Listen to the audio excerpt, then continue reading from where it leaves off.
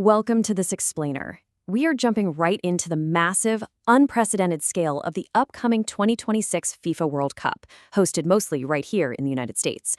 We're talking record numbers of games, the biggest stadiums the tournament has ever seen, and of course, an anticipated surge of international fans.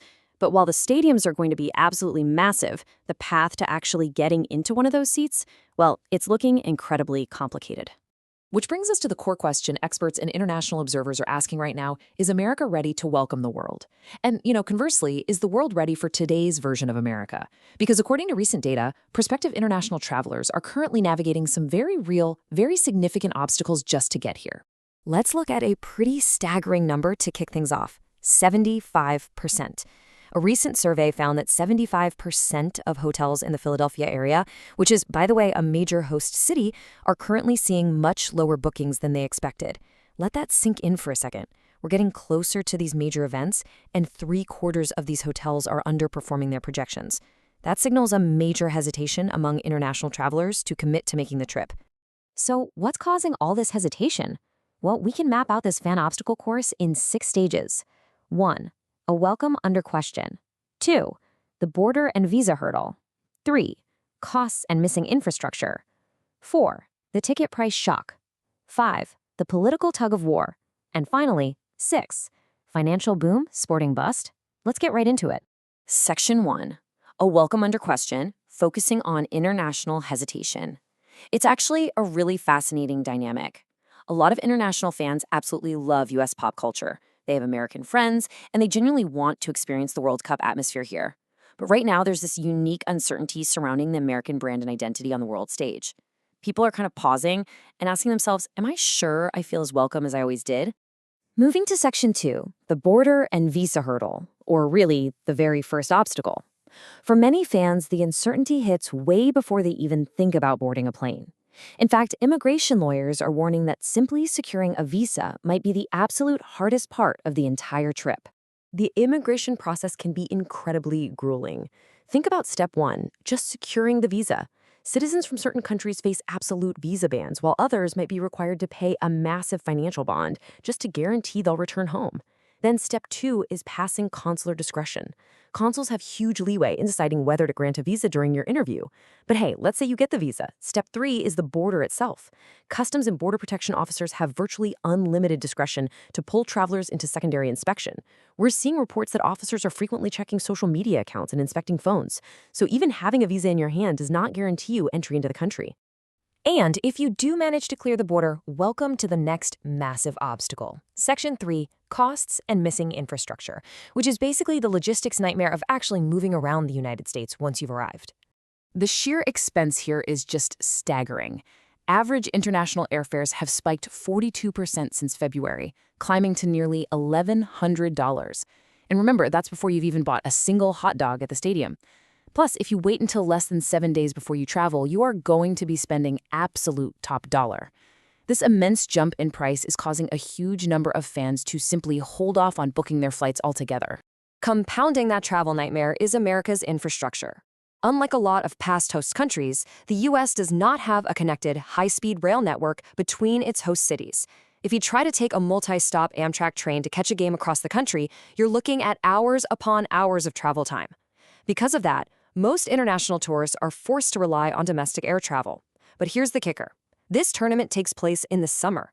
Domestic flights are already fully booked with Americans taking their own summer vacations. So trying to travel between host cities means facing wildly high costs and incredibly low availability. Next up is Section 4, the ticket price shock and how it's pricing out the fans. Let's say you've navigated the visa, you paid for the international flight, and you figured out how to travel between U.S. cities. To put it bluntly, FIFA's dynamic pricing model is completely pricing out the everyday fans. Huge blocks of tickets aren't even ending up in the hands of traditional supporters. They're being swept up by scalpers, bots, and corporate resellers looking to flip them for a massive profit. To really put the sheer scale of this problem into perspective, consider this stark economic contrast. According to football finance experts, average annual earnings in a country like Haiti are around $1,100. Meanwhile, a single dynamically priced World Cup ticket can cost $1,200. It's just a fundamental mismatch. Expecting global fans to pay thousands of dollars just to see a single soccer match makes the event entirely unrealistic for the traditional, everyday football fans around the globe.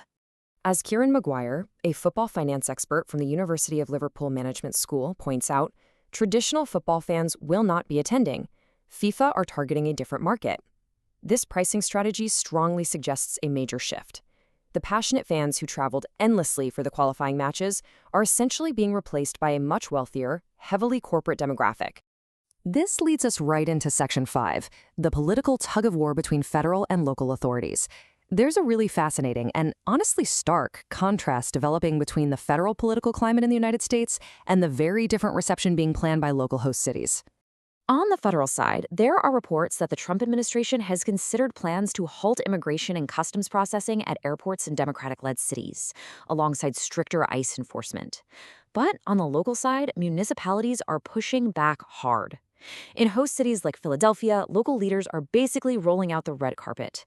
They're highlighting their arts, culture, and food, and most importantly, they're passing protective local laws designed to prevent ICE interference and keep travelers safe. It is a complete tug-of-war between federal uncertainty and local hospitality. And finally, Section 6, financial boom, sporting bust, the final verdict.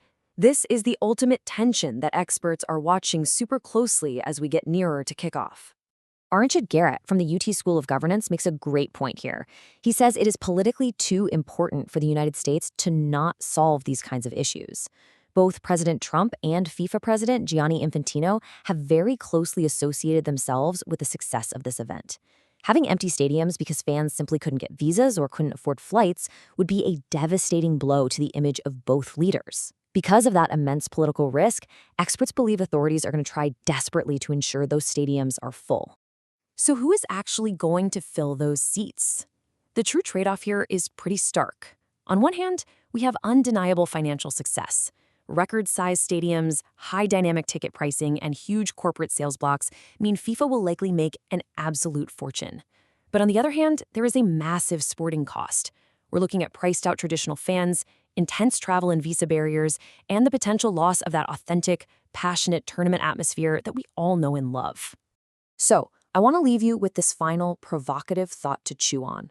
As fans try to navigate this massive obstacle course of restrictive visas, $1,000 flights, and extreme ticket pricing, we have to ask, will the 2026 World Cup actually celebrate global unity and the spirit of the sport, or will it simply stand as a monument to corporate wealth? It's a question that's going to define the entire legacy of this tournament. Thanks for joining me on this explainer, and keep your eyes peeled as we get closer to kickoff.